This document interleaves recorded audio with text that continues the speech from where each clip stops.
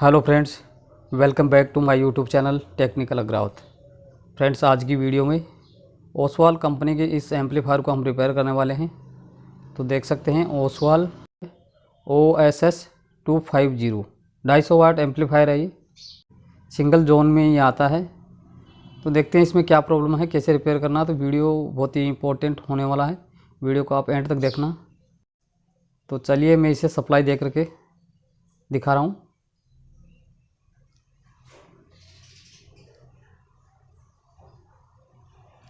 तो यहाँ से स्विच ऑन करेंगे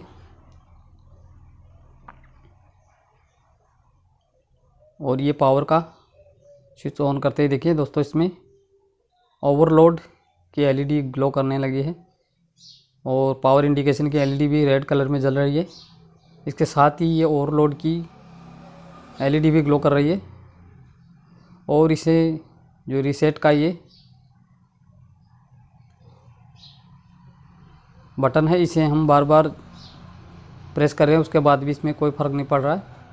मतलब एम्पलीफायर में कहीं पर शॉर्टिंग है, इसकी वजह से ये ओवरलोड दिखा रहा है। तो इसे कैसे रिपेयर करना है, तो देख सकते हैं इसमें राइट साइड में 3 ट्रांजिस्टर लगे हुए हैं और इसी तरह से इसके लेफ़्ट साइड में भी 3 ट्रांजिस्टर लगे हुए हैं। ये देखिए इधर भी 3 ट्रांजिस्टर आउटपुट सेक्शन में लगे हैं। कुल मिलाकर 6 ट्रांजिस्टर आउटपुट सेक्शन में लगे हैं। और बैक साइड से भी मैं आपको दिखा रहा हूँ, ये बैक साइड है इसका।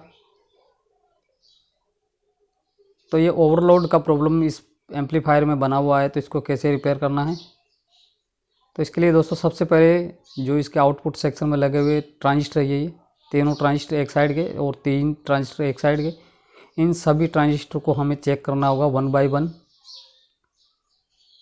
तो इस जो ये रीसेट का बटन है, इसमें भी प्रॉब्लम हो सकती है, लेकिन इसे बाद में देखेंगे। पहले इन ट्रांजिस्टर को हम चेक करेंगे। तो इन ट्रांजिस्टरों को चेक करने के लिए ट्रांजिस्टर पर 3 वायर लगे रहते हैं, बेस, कलेक्टर, एमीटर। तो हम 2 वायर कोई से भी इस पर हटा लेंगे, तभी अच्छे से चेक कर पाएंगे। वायर नहीं हटाएंगे तो ये सर्किट से जुड़ा हुआ रहता है, तो इसकी वजह से हम अच्छी तरह से चेक नहीं कर पा सकते। तो मैं यहाँ पर एमीटर और बेस के एक एक वायर को हटा देता हूँ, उसके बाद मल्टीमीटर से चेक करके देखते हैं। तो ये ट्रांजिस्टर सही है,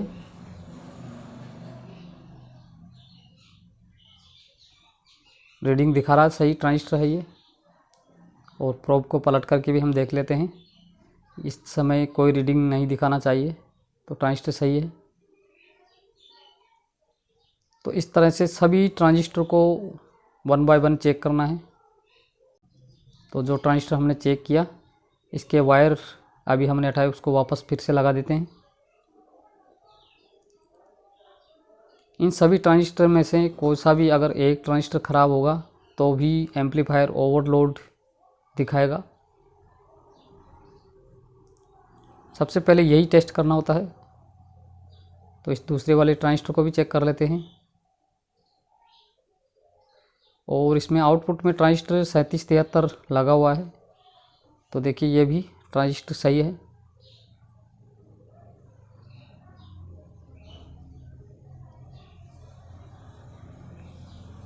तो वायर को फिर लगा देते हैं।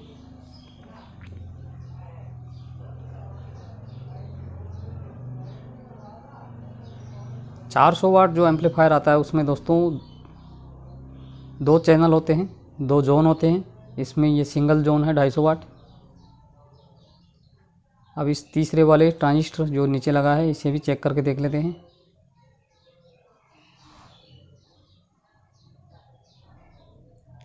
हमने 2 ट्रांजिस्टर चेक किए, दोनों सही निकले। और एक साइड में जो ये लेफ़्ट साइड में है, ये तीसरा ट्रांजिस्टर, इसे भी चेक करके देखते हैं। तो दोस्तों ये भी ट्रांजिस्टर सही है, ये देखिए। तो लेफ़्ट साइड के तीनों ट्रांजिस्टर ओके हैं, अब कोई कंटिन्यूटी नहीं दिखा रहा है, तो ट्रांजिस्टर सही है। अब हमने लेफ़्ट साइड के ट्रांजिस्टरों को चेक कर लिया, इसके बाद राइट साइड के भी ट्रांजिस्टर को 1 बाय 1 2 वायर हटा करके चेक करेंगे। तो दोस्तों ये वाला ट्रांजिस्टर भी सही है।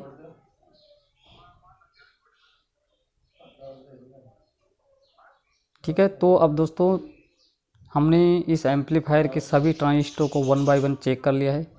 इनमें से कोई सा भी ट्रांजिस्टर ख़राब नहीं है, लेकिन फिर भी ये ओवरलोड दिखा रहा है। तो क्या प्रॉब्लम हो सकती है? सभी ट्रांजिस्टर को हमने चेक किया, क्योंकि वीडियो लंबा बन जाता है तो मैं थोड़ा स्किप करके आपको दिखा रहा हूँ। इन सभी ट्रांजिस्टर को हमने चेक कर लिया है, लेफ़्ट और राइट साइड के, लेकिन कोई भी ट्रांजिस्टर ख़राब नहीं है। ठीक है, तो अब इस फॉल्ट को कैसे रिपेयर करना है तो देखिए, फिर से मैं ऑन करके दिखा रहा हूँ। अब भी इसमें ओवरलोड दिखा रहा है। ट्रांजिस्टर जो आउटपुट में लगे हैं सभी सही है, इसके बाद भी ये ओवरलोड दिखा रहा है। तो अब क्या करना है? तो इसके लिए मैं आपको सबसे इजी तरीका एक और दिखा रहा हूँ कि जो ये ट्रांजिस्टर लगे हैं इनको इस तरह से चेक करना है।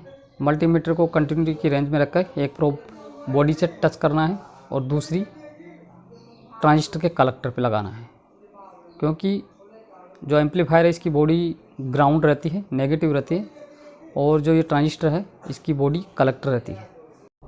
तो दोस्तों इस तरह से हमें चेक करना है। ट्रांजिस्टर की बॉडी कलेक्टर रहती है और जो ये एम्पलीफायर है इसकी बॉडी ग्राउंड से जुड़ी रहती है, और ट्रांजिस्टर और बॉडी के बीच में माइका शीट लगा रहता है, जो कि दोनों को टच होने से बचाता है, क्योंकि ट्रांजिस्टर की बॉडी कलेक्टर है और एम्पलीफायर की बॉडी ग्राउंड है, और ट्रांजिस्टर की बॉडी पे हाई वोल्टेज आता है, तो दोनों आपस में शॉर्ट हो सकते हैं। तो इस तरह से कंटिन्यूटी में हमें चेक करना है कि कहीं ये ट्रांजिस्टर एम्पलीफायर की बॉडी से टच तो नहीं है। देख सकते हैं कोई भी ट्रांजिस्टर टच नहीं है, लेकिन ये ट्रांजिस्टर टच है इसमें। इस तरह से चेक करना है। ये दोनों ट्रांजिस्टर बॉडी से कनेक्ट नहीं है, लेकिन ये ट्रांजिस्टर इसकी बॉडी से कंटिन्यूटी दिखा रहा है, तो मतलब ये शॉर्ट है। बॉडी से जो इस एम्पलीफायर की बॉडी और ट्रांजिस्टर की बॉडी दोनों आपस में टच है, तो ये माइका शीट भी ख़राब हो सकता है। इन दोनों ट्रांजिस्टरों में नहीं है, और इस वाले ट्रांजिस्टर में ये कंटिन्यूटी दिखा रहा है, तो यही इसमें प्रॉब्लम है। ये नीचे वाला एक ट्रांजिस्टर सिंगल, इसमें ये फॉल्ट है, जिसकी वजह से ये पॉजिटिव नेगेटिव आपस में, क्योंकि ट्रांजिस्टर की बॉडी कलेक्टर होती है और इस पर हाई वोल्टेज आता है, और हमारे एम्पलीफायर की बॉडी में जो नेगेटिव आती है, तो पॉजिटिव और नेगेटिव दोनों आपस में शॉर्ट होते हैं, इसकी वजह से ये ओवरलोड दिखा रहा है। अब देख सकते हैं आप अच्छी तरह से इस पर दिखा रहा है, देखिए कंटिन्यूटी दिखा रहा है, और इस ट्रांजिस्टर पर नहीं दिखा रहा है। तो सभी ट्रांजिस्टर को इस तरह से चेक कर लेना है कि इनमें से कोई ट्रांजिस्टर के माइका शीट तो ख़राब नहीं है। अगर इस तरह से माइका शीट ख़राब होगी तो ये एम्पलीफायर ओवरलोड दिखाएगा। ठीक है, तो इस ट्रांजिस्टर को हम निकाल लेते हैं और देखते हैं इसमें माइका शीट में क्या प्रॉब्लम है, कहीं से कटा फटा तो नहीं है।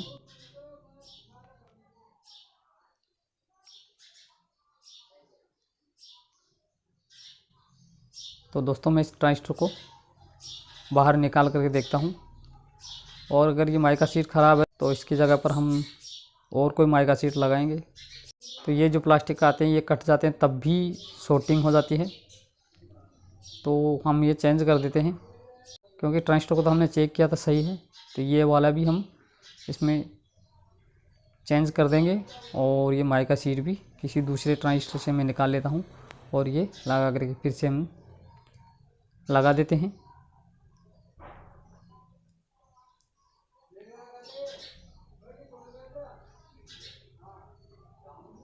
इस तरह से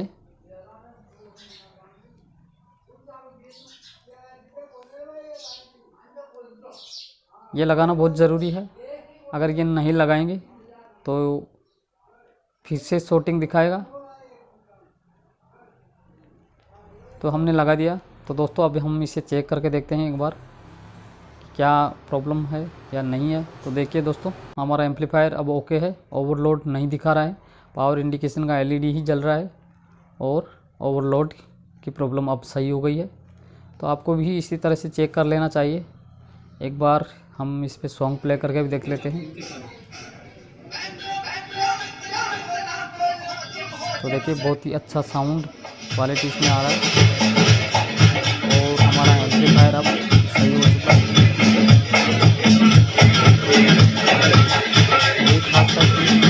दोस्तों वीडियो कैसा लगा, अच्छा लगा तो हमारे चैनल को ज़रूर सब्सक्राइब करना और इसके साथ ही वीडियो को भी लाइक करना और बेल आइकन दबा करके ऑल नोटिफिकेशन